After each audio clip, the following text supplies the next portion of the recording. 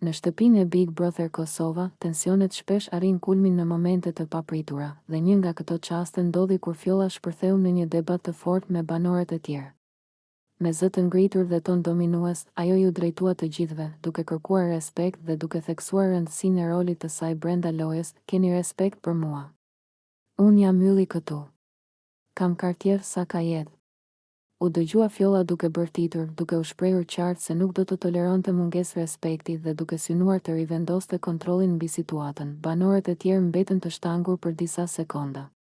Një pjesë e tyre u tërhoq, ndërsa të tjerët përpiqeshin të ruanin qetësinë dhe të mos e përshkallëzonin më tej konfliktin.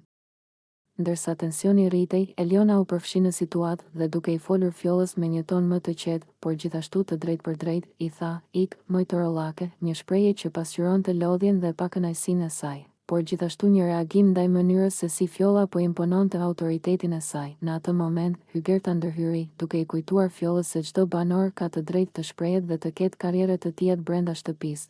"Të gjithë kemi karriere", tha Hygerta me ton të qetë, duke vendosur një kufi midis shpërthimit të Fjollës dhe respektit për të tjerët.